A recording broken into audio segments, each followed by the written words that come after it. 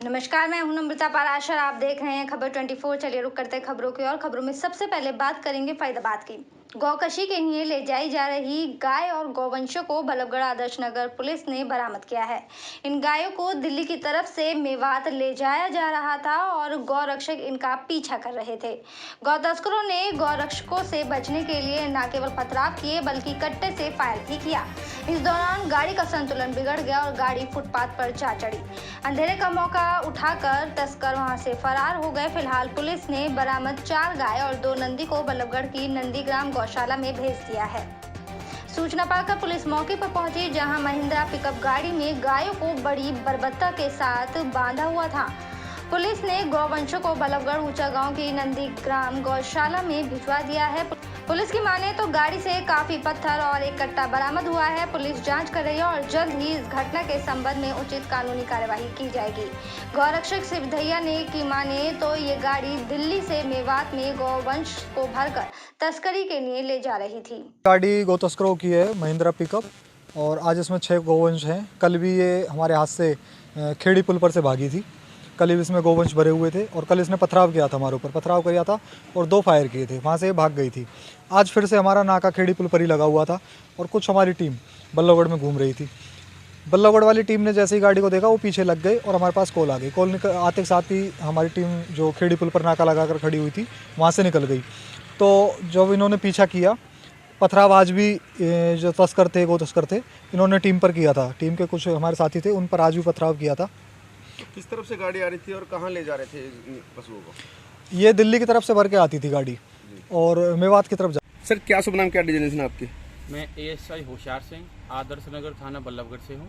Sir गाय से भरी गाड़ी को रेस्क्यू किया है, क्या था ये सर पूरा मामला? हमारी राइडर से एक सूचना मिली एसएचओ मोबाइल को, जो गश्त में थी, कि एक एक्सीडेंट में एक पिकअप गाड़ी रोड पे खड़ी हुई है, जिसका डिवाइडर पे चढ़ी हुई है। जिसको जाके वहाँ देखा मौके पे, तो उस गाड़ी में, पिकअप में गाय बंधी पड़ी थी, जिनको रेस्क्यू किया गया। वहाँ से ले जाकर मौके से हटाया गया, रास्ता खुलवाया गया। चलिए खबरों में बात करेंगे अब सूरजकुंड मेले के बारे में। 35वें सूरजकुंड अंतर्राष्ट्रीय हस्तशिल्प मेले में अगर आप देश प्रदेश की सांस्कृतिक विरासत के दर्शन करना चाहते हैं तो मुख्य चौपाल के पास हरियाणा के अपना घर में आए और यहां आकर आपका मन खिल उठेगा। देशभक्ति के भाव भी जागृत होंगे, ग्रामीण परिवेश का एहसास भी होगा।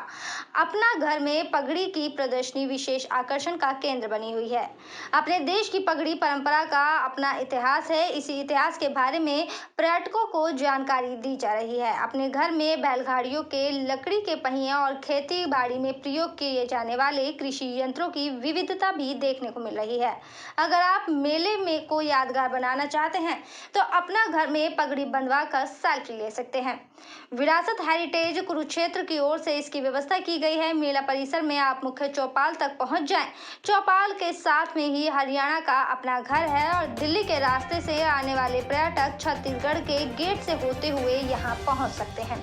आजादी के अमृत महोत्सव के नाम आयोजित मेले की इस प्रदर्शनी में विविध प्रदेशों व विविध व्यक्तियों से जुड़ी पगड़ियां उपलब्ध हैं।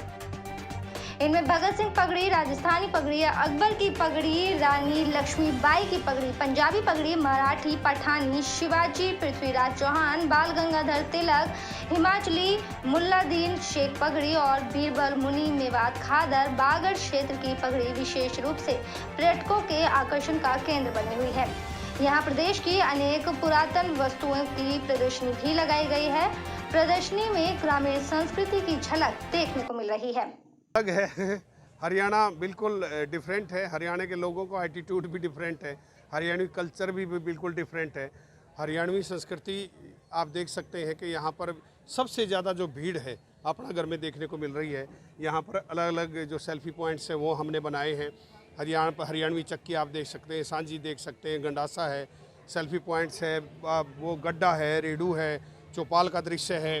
इसके साथ ही भारत की सारी पगड़ियाँ यहाँ पर दिखाई गई हैं। पुराने बर्तन हैं, बाटों का 500 साल का इतिहास आप देख सकते हैं, तालों का 500 साल का इतिहास आप देख सकते हैं।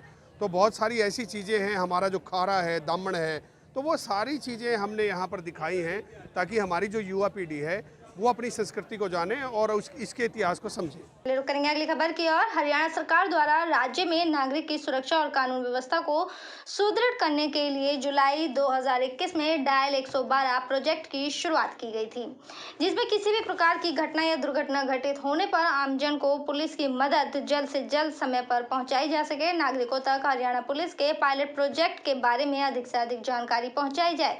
इसके लिए पुलिस महानिदेशक माननीय पीके अग्रवाल के आदेश और एडीजीपी एएस चावला के निर्देशानुसार डायल 112 के एसपी राजेश कालिया के मार्गदर्शन में डीएसपी दिनेश यादव की अगुवाई में फरीदाबाद के सूरजकुंड में आयोजित किए जा रहे 35वें हस्तशिल्प मेले में स्टॉल नंबर 1424 पर डायल 112 के बारे में जानकारी देने के लिए स्टॉल स्थापित की गई है। पूरे राज्य में इसकी 630 गाड़ियां कार्यरत हैं, जिसमें से 52 गाड़ियां फरीदाबाद में शामिल हैं। सूरजकुंड मेले में डायल 112 स्टॉल लगाने का उद्देश्य ये है कि हरियाणा सरकार के इस प्रोजेक्ट के बारे में आमजन को अधिक से अधिक जागरूक किया जाए। जैसे कि आपको ज्ञात है कि सूरजकुंड मेले में बहुत अधिक संख्या में नागरिक मेले में आते हैं और नागरिकों में जानकारी पहुंचाने का ये सबसे बेहतरीन अवसर है।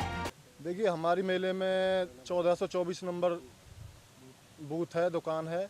इस पर आके लोग हमसे डायरेक्ट भी संपर्क कर सकते हैं और इससे 112 से रिलेटेड जानकारियाँ ले सकते हैं। जैसे उनको फील्ड में मतलब 112 की सुविधा का इस्तेमाल करना, उस बारे में भी हम उनको जानकारियाँ दे सकते हैं। और मेले में उन्हें किसी प्रकार की कोई असुविधा होती है तो उससे रिलेटेड भी हमसे डायरेक्ट संपर्क कर सकते हैं, 112 पे कॉल कर सकते हैं। किन किन हालातों में आपसे संपर्क कर सकते हैं? देखिए, अगर कोई भी इमरजेंसी सुविधा हो, कोई चोरी हो या किसी के साथ मारपीट हो, कहीं पे कोई आगजनी की घटना हो, जैसी भी कोई वो हो, परेशानी हो, आपातकालीन लोगों को ज़रूरत हो, उसके हिसाब से वो हमसे संपर्क कर सकते हैं और हम तुरंत 2-4 मिनट में ही, जैसे कि मेला तो नज़दीक ही लग रहा है, तो हम 2-4 मिनट में उनके पास पहुंच सकते हैं। चलिए खबरों में बात करेंगे अब सोना की। आपको बता दें कि अपने गांव में होली खेलने लोग गए हुए थे, लेकिन पीछे से चोरों ने लाखों के माल पर हाथ साफ कर दिया। मामला सोना के शनि मंदिर का है, जहां पर एक बंद मकान से चोरों ने लाखों रुपए के जेवरात व नकदी चोरी कर ली। वहीं दूसरी घटना में चोरों ने देवीलाल स्टेडियम करीब 5 दुकान के एसी पाइपों को चुराकर दुकानदारों को हजारों रुपए का चूना लगा दिया। दुकानदारों ने बताया कि नजदीकी पीसीआर खड़ी रहती है, लेकिन बेखौफ चोरों ने पीसीआर की मौजूदगी में चोरी की घटना को अंजाम दे डाला। सोना में चोरी की वारदात करें तो एक हफ्ते में 5 जगहों पर चोरों ने चोरी की वारदातों को अंजाम दिया है और लाखों रुपए के सामान पर हाथ साफ किया है। इन 5 वारदातों में से सभी मामलों में पुलिस हवा में हाथ पैर मार रही है, लेकिन अभी किसी भी मामले में पुलिस को कोई कामयाबी नहीं मिली। चोरों ने सभी कमरों का सामान अस्त व्यस्त कर दिया। इनमें से जेवरात व 35,000 की नकदी, मंदिर में चांदी के भगवान की मूर्ति की चोरी भी की। वहीं दूसरी घटना में सोहना के देवीलाल स्टेडियम के समीप बने करीब 5 दुकानों पर अज्ञात चोरों ने हजारों रुपए का माल पर चूना लगा दिया। दुकानदारों ने बताया कि इससे पहले भी कई बार दुकानों में चोरी हो चुकी है। हैरानी की बात यह है कि नजदीकी ही पीसीआर वैन खड़ी रहती है, लेकिन उसके खड़े होने के बावजूद भी चोर चोरी करने की वारदातों को अंजाम देने में जरा भी नहीं झिझक रहे।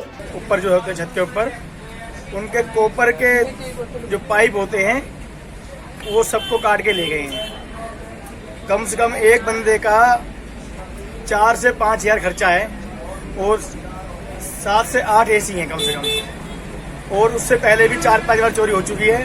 तो कोई प्रशासन का, कोई पुलिस वाले का कोई ध्यान नहीं इस तरफ। आप पीसीआर खड़ी होती है, बताते हैं। पीसीआर 5 बजे तक खड़ी थी, सुनने में आया है यहाँ पे बिल्कुल चंद दूरी में ही।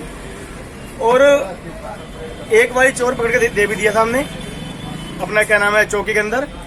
उसके बाद पता नहीं उन्होंने जी, तो पीछे से यहाँ लॉक लगा हुआ था, तो यहाँ पे हमारे घर में चोरी होगी। क्या क्या सामान? इसमें हमारा मेरी वाइफ का मंगलसूत्र था, 2 सोने की अंगूठियाँ थी और 30-35 हज़ार रुपये कैश था। तो और मंदिर में चांदी की मूर्तियाँ थी 3-4। कब की घटना है ये जी? संडे को तो मैं दिन में यहाँ देख के गया था, जब तक ठीक था। अभी संडे की नाइट या फिर मंडे का दिन और रात, इन 2 दिनों में ये घटना शायद घटी हुई है। और अब हम बाकी और देख रहे हैं कुछ, और भी मैं वाइफ को कम से कम साल में 30 दफा ऐसी वारदात हो रही है। करीब कितने दुकानों के गए हैं? ये 5 दुकानदारों कम से कम ऐसे वारदात हुई है।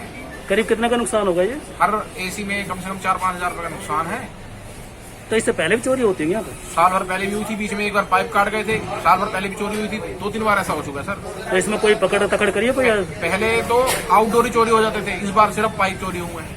तो कोई पुलिस ने अभी तक कोई पकड़ करी है इसमें, कोई गिरफ्तारी? एक बार हमने चोर पकड़ के भी दिया था, लेकिन उसके बाद कोई कार्रवाई नहीं हुई कुछ। चलिए खबरों पे बात करेंगे अब बढ़ती महंगाई के बारे में। पेट्रोल और डीजल के दाम फिर बढ़ गए हैं। पेट्रोल पर 80 पैसे और लीटर पर 81 पैसे प्रति लीटर की बढ़ोतरी हुई है।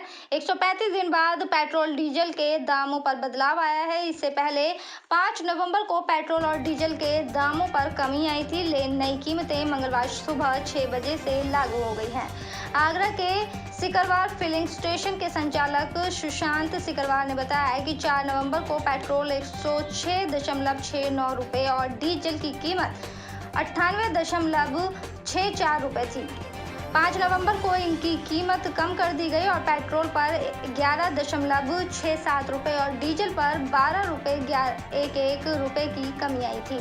इसी तरह से पेट्रोल के दाम 95.02 रुपये और डीजल के दाम 86.53 रुपये प्रति लीटर हो गई थी। बात करेंगे अब होडल की। होडल जिले में पुलिस अधीक्षक मादक पदार्थों की बिक्री करने वाले आरोपियों की प्रॉपर्टी जब्त करेंगे। इस बारे में पुलिस अधीक्षक राजेश दुग्गल ने प्रेस वार्ता करके इस बारे में जानकारी दी है। होडल अधीक्षक ने बताया कि होडल की अपराध शाखा पुलिस ने मुखबिर की सूचना पर 1,50,00,000 रुपए की कीमत का 6 क्विंटल 61 किलो 450 ग्राम गांजा पकड़ा। पुलिस ने इस मामले में 2 लोगों को गिरफ्तार भी किया।